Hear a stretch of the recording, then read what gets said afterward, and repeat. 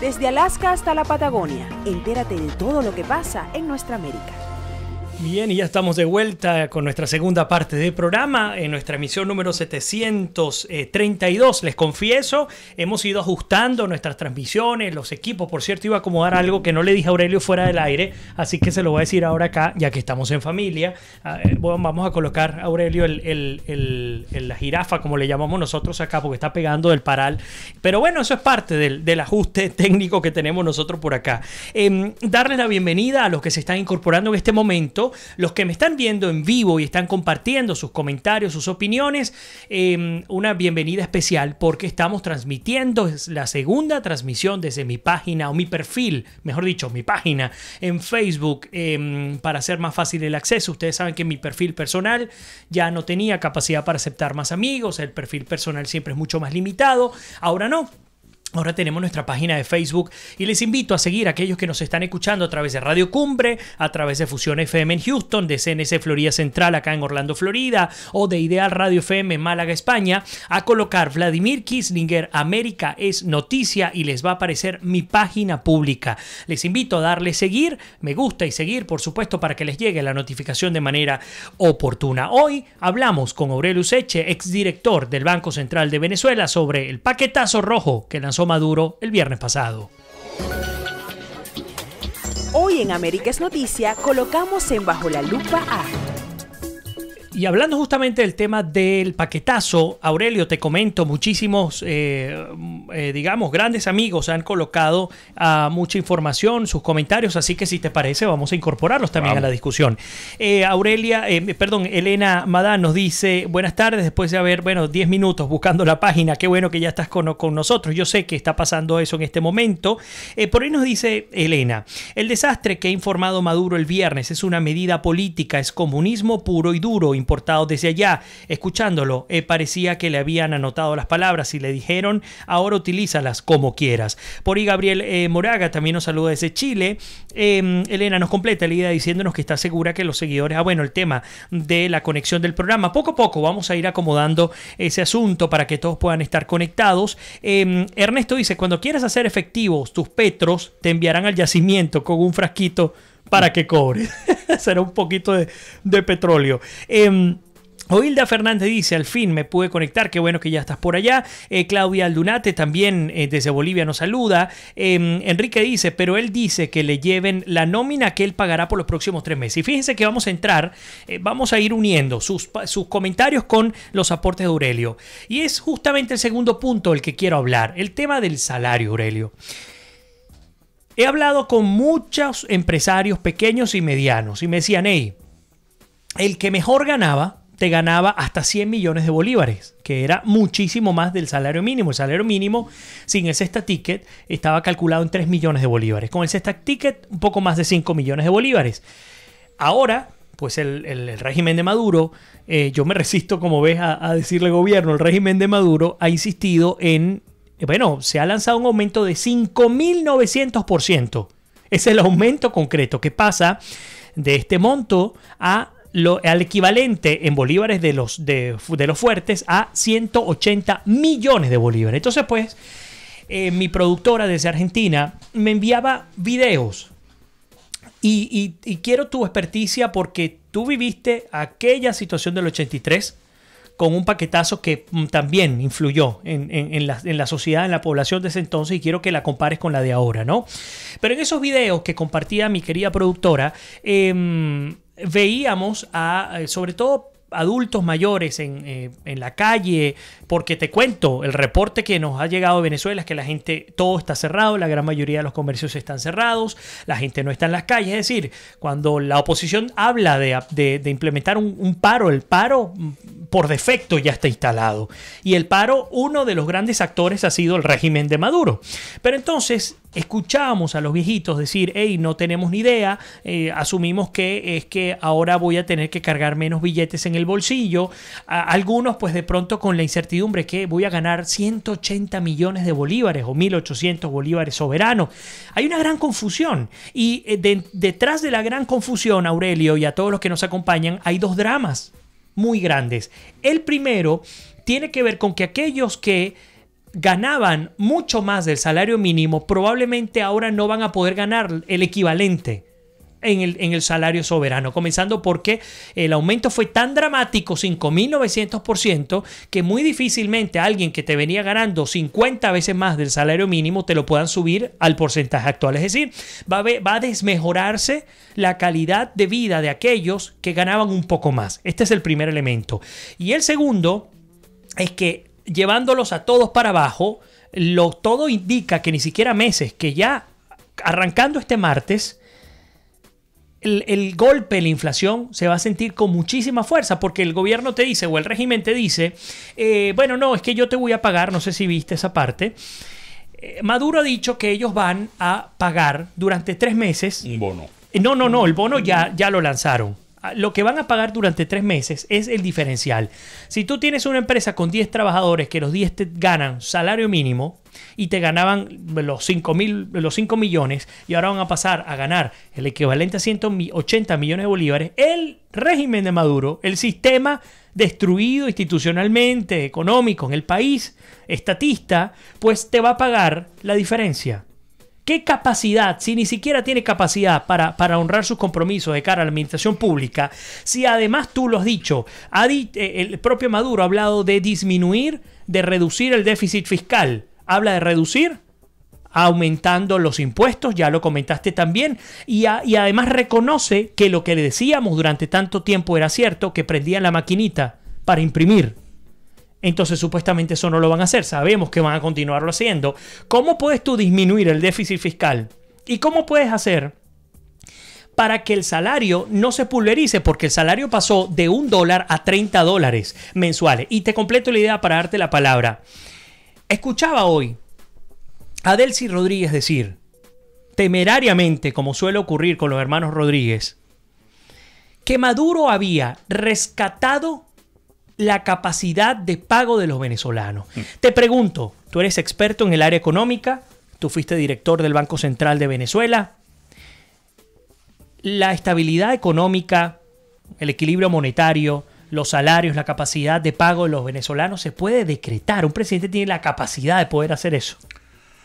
Bueno, déjame decir que tienes muchas cosas en el tapete que me has preguntado. Vamos a ir por orden. Ok, muy bien. Primero, tu preocupación del salario.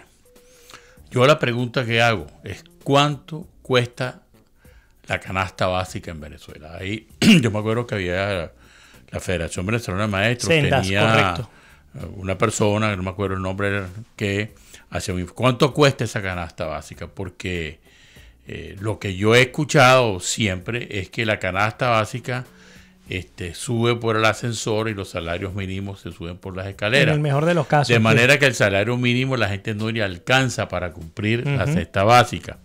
La cesta básica es una concepción de lo mínimo que requiere una familia, vamos a decir, de 3, 4 personas para comprar alimentos básicos, etc. Entonces, no sé exactamente cuánto es. En este mundo de números y tal, no sé cuánto cuesta la cesta básica. Yo imagino que el gobierno ha elevado el salario mínimo a esos porcentajes justamente para colocarse por encima del costo real de la cesta básica. Pero eso es imposible, económicamente es imposible. Bueno, pues ya vamos. Entonces él está haciéndolo, pero resulta que como si el mundo fuera estático. Claro. Como si las demás variables no... Como si los precios en Venezuela fueran estáticos, ¿no? Cuando tú tienes una maquinita, o no una maquinita, tú tienes un proceso dinámico, así como cuando hay una caída de agua, cuando un río crece, que es una caída de agua que tú no la puedes ir contra ella, igual sucede contra la inflación, salvo que corría el problema.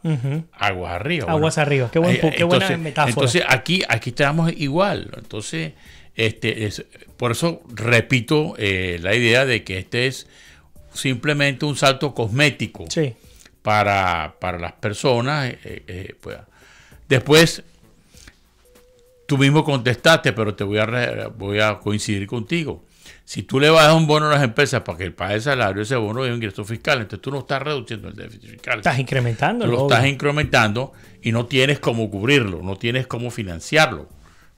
vamos a lo del petro y todas estas cosas, que es una ficción. Y súmaselo a la inflación. Discúlpame que te ataje. El empresario, tú que conoces ese tema muy bien, el empresario, al además saber que el sistema político en Venezuela o el régimen actual no cumple sus promesas, tú vas a mantener los precios sin saber si esta gente te va a completar. Hay un problema de expectativa, porque cuando Chávez hizo la conversión monetaria en el 2007, ¿recuerdas que esta es la segunda o tercera conversión monetaria en el régimen del chavismo? O sea, cuando la democracia nunca hizo una conversión monetaria, la hizo Chávez ya, porque claro, veníamos acumulando inflaciones de muchos años anteriores.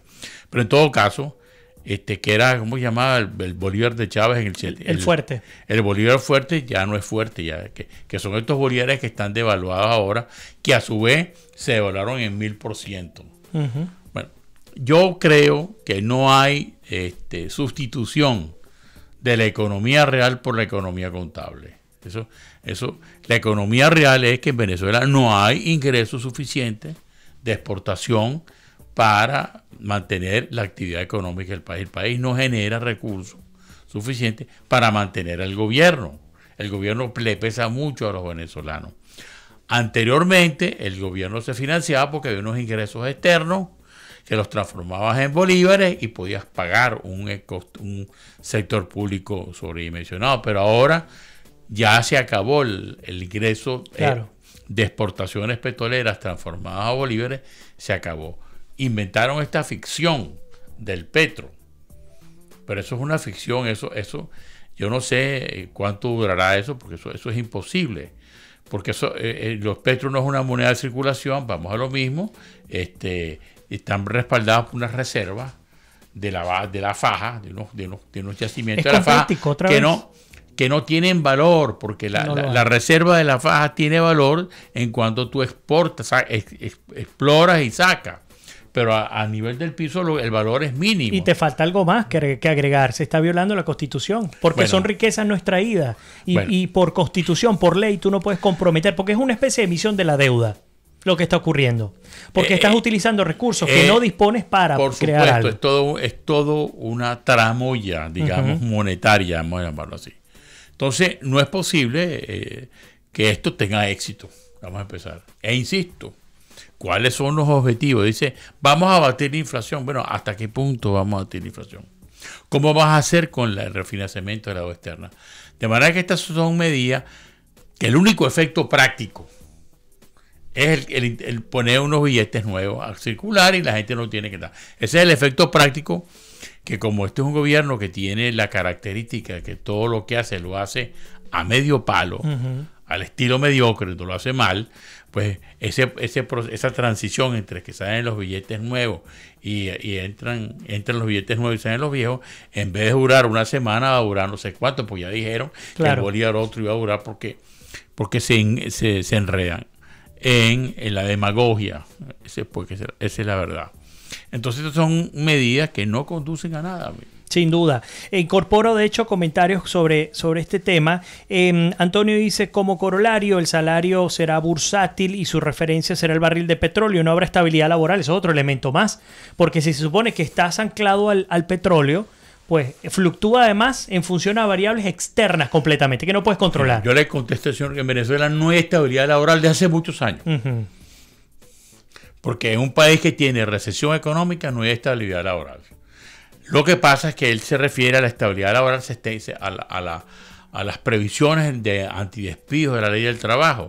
Pero eso lo que hace es crear más obstáculos a la economía. De manera que en Venezuela no hay estabilidad laboral. Sí, eso desmotiva, ¿no? Además, la inflación destruye la credibilidad de las personas en el sistema. Así es. Gabriel dice, la realidad en Venezuela es increíblemente kafkiana.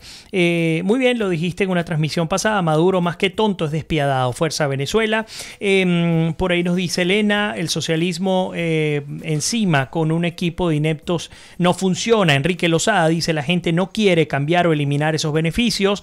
Las prestaciones a los niveles de la ley de Venezuela no da la cuenta como empleado. Y bueno, bueno, con la inflación, por supuesto que no alcanza para nada. Bueno, y mucho peor, Enrique, cuando además llega un momento en el que en Venezuela el ticket de alimentación, que tenía que ser un instrumento secundario de complementación de tu sueldo, valía más que lo que ganabas en 15 y último. Eso no tiene ningún tipo de lógica en ningún lugar. Bueno, en Venezuela, parte de la distorsión económica. Bueno, tú sabes que el cestatique se origina, porque el cestatique se transformó en otro mito en Venezuela, ¿no? Okay. ¿De dónde se origina el cestatique? ¿Por qué sale el cestatique? Simplemente las previsiones de las cargas económicas que da la ley del trabajo hace imposible en condiciones, vamos a decir, normales de la economía venezolana, aumentos salariales, y entonces los salarios se deprimieron completamente, y sobre todo en el sector público. Entonces, claro, como en Venezuela siempre había una inflación después del 1992, después del golpe de Chávez, que la inflación volvió a resubir en Venezuela de 30 a 40% al año, que ya era una grosería. Entonces apareció el cestatique, que es una compensación que no afecta el cómputo de prestaciones. De prestaciones en la ley del trabajo. Sí. No es un beneficio previsto en la ley, es una compensación voluntaria que le da a la empresa que prefiere comprar el cestatique, que está pagando un aumento de salario y está aumentando las obligaciones de la compañía con prestaciones sociales y una sobrecarga. Eso es todo. Ni se computa para el tiempo de trabajo, ni nada, simplemente es una compensación. Bueno, que ha quedado a un lado. Ya el cestatique no se habló de él en esta modificación. Bueno, porque el cestatique es una cosa, simplemente es un bono de consumo que le dan, que da el Estado, y eso también es un subsidio. O sea, claro. A la larga, si el Estado es el que lo paga, forma parte del déficit fiscal. Bueno, Elena nos comenta, este señor es un iluminado, refiriéndose a Aurelio, porque explica de una manera que hasta el madurazo, es que no hay quien lo entienda, lo ha aclarado. Muchas gracias, mi señor, te dice nuestra querida Elena Madán. Muchas gracias. ¿No? Enrique Lozada dice, como lo he dicho antes, los militares están viviendo muy bien. En los círculos militares hay de todo, no falta nada. Continúo un poco más acá. Elena nos está reportando que muchos que están conectados están esperando mi transmisión en mi perfil personal. Seguro al terminar haré alguna transmisión en mi perfil personal para aclarar, por supuesto, y para invitarles a compartir con nosotros de este lado. Ana Mercedes Curfes dice, lo preocupante adicionalmente es que estos cambios monetarios deberían venir acompañados por una fuerte campaña de información. Las personas de tercera edad no entienden el cambio, y con la deshonestidad y la corrupción que reina, sinceramente es un caos. Esto va más allá del cambio de la moneda, son vulnerables a la estafa hasta que se relacionen completamente con el cambio. Nos lo comenta Ana Mercedes Curfes. Yo creo que es deliberado no informar. O sea, yo no creo que es un problema de incapacidad, sino es deliberado no informar, porque si te pones a informar en realidad cómo es, la gente se da cuenta de que esto es un teatro. Claro. Entonces es mejor no informar y dar apariencia. Además con un desenlace fatalista. Entonces esto además es una apariencia de unas medidas y tal, y de crear unas expectativas, pero yo estoy viendo, estoy observando que las expectativas que quiere crear, que son positivas, de que la gente sea... No pueden ser. Y es muy simple. Si tú ganas en tu casa 100 y no alcanza, tú no puedes estar creando a tu familia faltas de expectativas, porque la decís, bueno, yo ahora voy a hacer esto, voy a hacer aquello, y entonces siempre no. Tú tienes que salir a buscar otros 100 produciendo para que le puedas dar a tu familia. Ese es el drama de Venezuela. Venezuela tiene que pasar de ser un país de consumidores a un país de productores. Donde todo el mundo tenga capacidad y entidad para producir. Cuando digo todo el mundo, es todo el mundo. No solamente el Estado. Por ahí nos dice Mario Hispanicki, dice, es un gobierno de facto dictatorial y asesino. En Latinoamérica no se une, veo muy lejos la democracia. Mónica Salazar dice, es verdad, el chavismo ejerce el poder de manera ilegítima y día a día demuestra su incapacidad, más aún con estas medidas que están comentando el día de hoy. Elías Prato nos comenta, tienen que poner el notificador de la página, bueno, refiriéndose a las transmisiones. Ahora voy un poco, cuando terminemos el programa voy a hacer una conexión por mi cuenta personal. Sonia nos comenta, se agradece la claridad del invitado, las dudas y las preocupaciones son incontables. Si el petro estará atado al valor de la cesta petrolera venezolana, variable definida por el mercado internacional, ¿cómo se explica que el salario, las pensiones y posiblemente las tasas estarán ancladas al petro, ¿es que el valor del petro no fluctuará? Bueno, ellos, repito, es una ficción, ¿ok? El petro no es una medida, no es una moneda de transacción comercial, ¿ok? Es una ficción contable que el Banco Central le entregaron unas reservas y sobre esa ficción contable dice que tiene reservas ahora, que son unos yacimientos que no están explorados, que no están produciendo, sino son unos yacimientos que tienen, supuestamente, de acuerdo con las investigaciones geológicas, hay reservas de petróleo, pero cuyo valor es cero en la actualidad, porque si no está el tubo que saca el petróleo, eso vale cero. Claro. Y para eso hay que invertir. Y para que la faja pueda producir lo que debería de producir, hay que invertir 100 mil millones de dólares que el país no los tiene. Que no los tiene. Entonces, buen punto el que acabas de dar. Entonces, es toda una ficción. Entonces, no nos angustiemos. Sí. Por eso bueno, la angustia tiene que estar, porque no va para peor. Por el petro. Entonces, eso son todo ficción. No hay. El problema grave es que el país, si va a continuar en una crisis económica profunda, probablemente la inflación se acelerará, porque no hay otra. Sí. No hay otra. La gente, por ahí vi una persona que se quejaba, ¿cómo es posible que aumenten el precio de la gasolina? Que eso va a aumentar los costos y tal. Bueno, sí, es verdad, va a aumentar los costos y eso va a influir en la cadena de costos. Pero es que el fisco requiere fondos. Pues tú no puedes seguir regalando la gasolina. Sí, el país se está desangrando. En Venezuela se consumen, ahora, yo creo que esa gente consumía ahora 350.000 barriles diarios de gasolina. 350.000 barriles diarios. Cada barril tiene 162 litros. ¿Ok?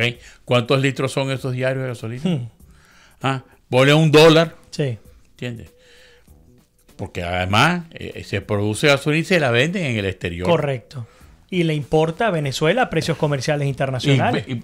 Importa componentes, sí, porque Venezuela no produce las gasolinas como antes. Correcto. Tú mencionas, la Venezuela del 83 era una Venezuela totalmente distinta a la de hoy. En la Venezuela del 83 había una industria petrolera funcionando, estaban las empresas. El problema es que los ingresos petroleros por primera vez se cayeron en un porcentaje muy alto y por supuesto el nivel de gasto que llevaba el gobierno acorde pues con eso afectó el financiamiento del presupuesto. Y por supuesto los servicios de la deuda externa hizo que la moneda venezolana, que venía sobrevaluada, porque es que en Venezuela políticamente se ha preferido mantener una tasa de cambio sobrevaluada para encarecer las exportaciones y abaratar las importaciones. O tenemos que hacer al revés. Eso es lo que ha pasado en Venezuela. Claro. Nos acostumbramos a tener un dólar a 4.30 por mucho tiempo, en que las importaciones eran más baratas que las exportaciones. Entonces, tú no puedes exportar con esos costos. Además, no eres competitivo. Emma Díaz dice: el tema es bien complejo, un disparate que ni siquiera el régimen entiende y menos Maduro, así que se lo mandaron de La Habana y así lo implementó. Por ahí nos dice Aida Rodríguez que por fin se pudo conectar. Creo que poco a poco se están conectando en el programa. Enrique dice: no tienen de dónde sacar todo ese dinero, pueden crear más petro. En todo caso van a crear más bolívares soberanos. Yo lo que sí tengo completamente seguro es que esa maquinita del Banco Central va a seguir produciendo como vaca lechera hasta que se termine de fundir, que es lo que va a ocurrir eventualmente. Y la inflación va a continuar y en 3, 4, 5 meses vamos a estar en una situación muy parecida. Sí, o peor. Es que alarma, porque fíjate que el Fondo Monetario Internacional habló, Aurelio, y tú lo conoces, de 1.000.000%. Único en el mundo. Único en el mundo. Y una cosa que uno dice, bueno, pero esto es imposible que esto pueda ocurrir. Bueno, pues no, es posible. Ahora, las variables que manejaba, por eso es que vuelvo al punto de las variables. Cuando tú tienes a quienes se deberían encargar de arbitrar, no sé si la palabra es correcta, ¿no? Pero arbitrar la economía, arbitrar el quehacer de todo un país, que meten de la noche a la mañana y contaminan. Yo recuerdo aquellas clases de metodología donde uno decía, bueno, cuando hay variables que están intervenidas y que además vienen con desviaciones, te terminan contaminando el resto de la investigación, ¿no? Y lo extrapolo al tema económico. El Fondo Monetario Internacional tomó las previsiones o las proyecciones, mejor dicho, con base en los elementos que tenía a mano, pero siempre, frecuentemente te aparece un régimen que te sorprende. Nunca hay un momento en el que no logras sorprenderte y para mal, desafortunadamente, ¿no? Bueno, con el fondo pasa lo siguiente. Tú sabes que Venezuela todavía sigue siendo miembro del fondo. Uh-huh. Tiene representantes en el directorio del fondo, etcétera. Sin embargo, el fondo se alimenta de las cifras del Banco Central. Por obligación, por convenio. Porque el Banco Central de Venezuela forma parte del sistema monetario internacional, uh-huh, que el fondo lo monitorea y tal. Pero Venezuela no le entrega información, uh-huh, cierta y real. O sea, el Fondo Monetario la extrae de otros operadores económicos, etcétera, independientes, etcétera. O sea, de sus propias áreas de investigación. Sí. Pero el Banco Central no le entrega a ellos la información como corresponde entregársela al Fondo, uh-huh, Monetario, porque Venezuela es miembro de esa institución. Y ya Venezuela, por ejemplo, retiró todos los fondos que les corresponde, los retiró. Ya Venezuela, para poder acceder, o sea, hay una cosa que se llama los derechos especiales de giro, que es una, uh-huh, moneda del fondo. Venezuela retiró eso porque como miembro le correspondía, que eran 2.000 millones de dólares. Ya los gastó. Sí, ya los gastó, eso es correcto. Entonces Venezuela no le puede pedir al Fondo Monetario más nada si no entra en un plan, claro, económico de ajuste. Que no pareciera. Ahora, el tiempo se nos fue, Aurelio, contigo siempre se nos va muy corto el programa y de hecho nos robamos algunos minutos, pero quiero cerrar haciéndote la siguiente pregunta. ¿La dolarización es una solución al país? No lo que ocurrió el viernes, una dolarización completa estilo Ecuador, ¿pudiera ser una vía? Sí, pues, la dolarización tiene la ventaja de que puede abatir la inflación en muy corto plazo. Pero para que haya dolarización, no debe continuar la emisión de bolívares inorgánicos. El bolívar desaparece. Claro, tiene que desaparecer. Pero la dolarización sola misma no te va a traer ingresos fiscales. Uh-huh. Porque tú dolarices la economía, no te van a aumentar tus exportaciones. O sea, pero al menos allá en la dolarización simplemente es ayuda desde el punto de vista de operación de la economía, pero no es una solución de fondo a la economía. Claro. Las soluciones de fondo de la economía tienen que ser aquellas que propendan a que los ingresos de capitales del exterior vengan a Venezuela a invertir. Claro. Cuando Venezuela, que ha pasado en otros países de América del Sur, cuando Argentina salió de su crisis en los años 84 o 93, no me acuerdo, uh-huh, y Brasil importaron capital, lograron que los capitales fueran allá. Sí. Cuando Alemania salió de su crisis y Japón, hubo inversiones de capital. Si en Venezuela no hay inversiones de capital, no, y hay que crear las condiciones institucionales, legales, políticas para que el capital vaya a Venezuela. O sea que aún consiguiendo una eventual dolarización, la inflación puede seguir existiendo. Es que en economía tú no puedes tomar una sola medida puntual. Por supuesto. Tú tienes que tomar un conjunto de medidas, uh-huh, que sean coherentes y que apunten a un determinado objetivo. Uh-huh. Entonces la dolarización es buena si tú apuntas. Yo comparto esa idea de que hay que tumbar primero que nada la inflación. Entonces ahí la dolarización puede ayudar a eso. Pero yo no la puedo tomar sola. Yo tengo que tomar un conjunto de medidas de manera que en el mediano plazo el país empiece a ver progresivamente ¿Qué más mejoría. haría? Dolarización, ¿qué más? Acabar con el déficit fiscal. ¿Cómo lo acabas? Bueno, ya con la dolarización es una de las vías de reducirlo, ¿no? ¿Cómo acabas cómo reduces el déficit fiscal? Bueno, todos los déficits se reducen aumentando los ingresos y reduciendo el gasto. Uh-huh. Entonces en Venezuela hay un problema que es que el gasto público en Venezuela subsidia el transporte, subsidia la alimentación, subsidia todo. O sea, eso implica medidas impopulares, total, como las que ha generado Macri en Argentina. Pero esas medidas impopulares, el venezolano va a vivir mucho mejor que el que está viviendo hoy en día. A la postre va a ser así. ¿Entiendes? Cierto. Eso es lo que hay que decirle a usted. Son impopulares. Viene sacrificios, pero... Tiene sacrificios, pero usted va a vivir mejor. Claro. Usted va a ver que el país va a progresar. Usted se va a sentir en un país progresando. Claro, yo no puedo estar consumiendo los niveles de consumo que tenía Venezuela hace 25 o Claro. 30 años atrás, porque para empezar la economía es más pequeña, pero lo importante es que las expectativas del país cambian. Claro. Eso es lo más importante. Y eso es importantísimo, el Y trabajo de eso, expectativas también. el ajuste, lo que importante es que la gente vea que progresivamente, mes a mes, el país va mejorando, vas aliviando, aparecen malos. Se va estabilizando, Pero tiene sí. que haber una política de traer capital al país. Venezuela, Claro. si no trae capitales del exterior, no es viable. Bueno, y sabemos cuál es la única manera de poder traer capitales. Pero bueno, Aurelio, gracias por habernos acompañado el día de hoy. Te espero en una próxima oportunidad. A la orden. Obviamente hay mucho que discutir. Siempre Claro. una hora contigo nunca alcanza. Y hay una cosa que es importante, Vladimir, que es que la economía no puede ser una ciencia, tiene que ser del conocimiento público. Mientras la gente entienda más los problemas económicos y los asimile y los vea que son de fácil entendimiento, es mejor para el país, Claro. porque aceptan más las medidas económicas. Así es. La economía no es una ciencia oculta, es algo que está allí y muy ligada a la política. Y hay que llevarla, por supuesto, a toda nuestra gente. Bueno, ustedes gracias por habernos acompañado el día de hoy. Mañana continuamos con nuestras transmisiones. Estaremos evaluando con mi equipo todo lo que tiene que ver con las transmisiones en vivo para los que están en diferido a través del YouTube y nuestros medios de comunicación en España, acá en los Estados Unidos y en Venezuela. Gracias por habernos acompañado el día de hoy. Y como siempre les digo, se les quiere, se me cuidan y nos despedimos. Será hasta mañana.